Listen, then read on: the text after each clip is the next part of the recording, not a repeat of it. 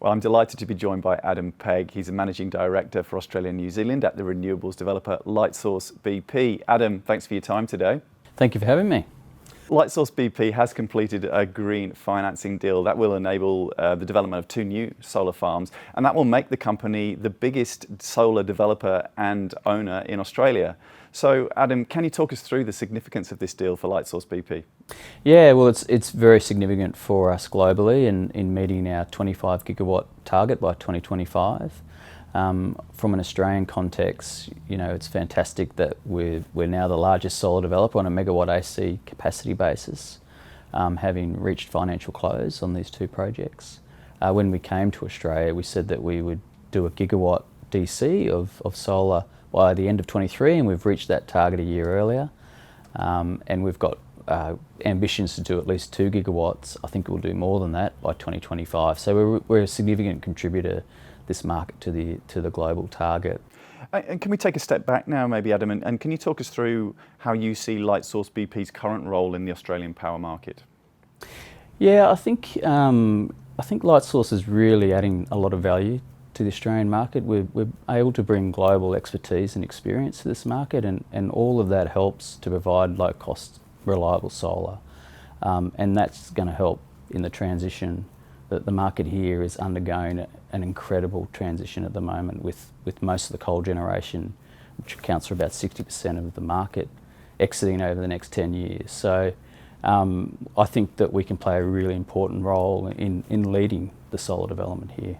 And just in terms of that long-term strategy, what sort of level of coverage can you be supplying to the Australian market, in terms of the households that could be powered by your plants? Yeah, so these 2 assets add to our other 3. So across the 5 projects, which is a gigawatt DC, we'll be supplying approximately 350,000 households. Now, our target in 2025 is to double that, but I think we'll probably end up doing more than that. So it's a really significant contribution to the energy market.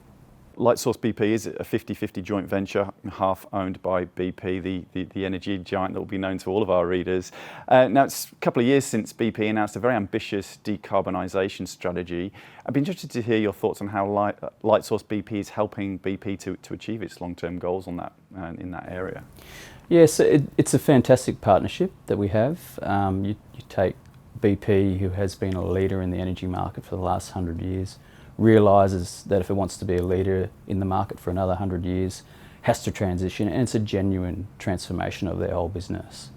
And so they're investing heavily in wind, and we are their solar developer, we're their global solar developer. They're also investing in green hydrogen. We're working together with them on solar and green hydrogen around the world, and battery storage, as I said. And we're doing easy wins with them as well. So there's things like we're supplying all of their New South Wales service stations with green energy, and also enabling the growth and being prepared for the growth in EVs as they roll out. So there's lots that we can do together. You take that energy giant that BP is, and you add the capability and execution capability that Lightsource BP has. It's a perfect partnership. Now, Australia also looking to ramp up its climate ambitions, of course, with the Labor government introducing that 43% emissions reduction target by 2030.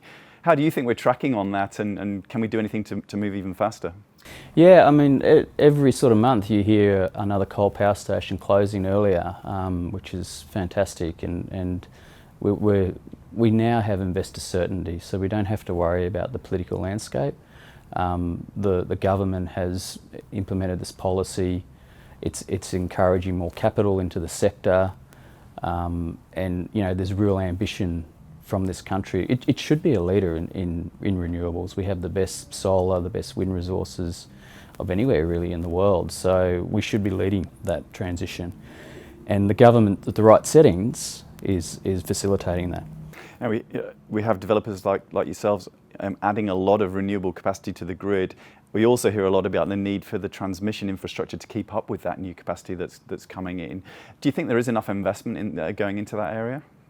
Yeah, there is. It's definitely a focus for us and the rest of the industry. It's a focus for AEMO, who does all the planning for the system. They've got a plan, and they're putting poles in the ground at the moment to meet that plan, to hit that net zero target by 2050.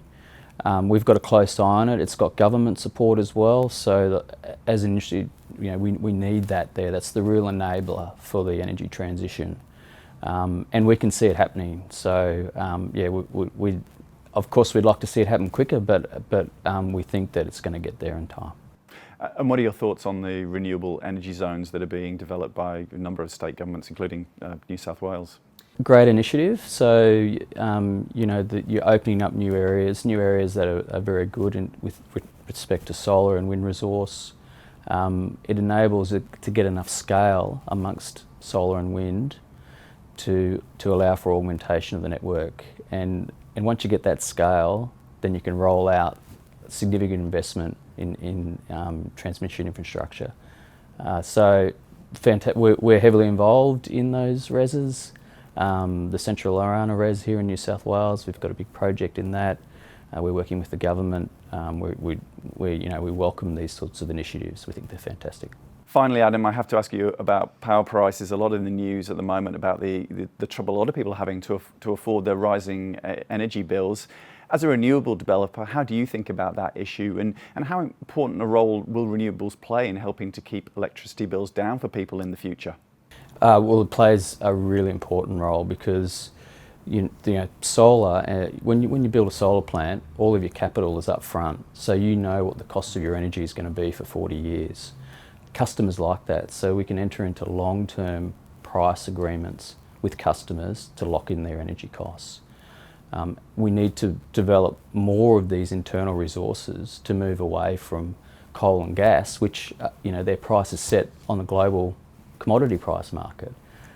So we can insulate ourselves from these sorts of shocks that we've seen over the last 12 months by developing more solar, and we will as the coal exits the market.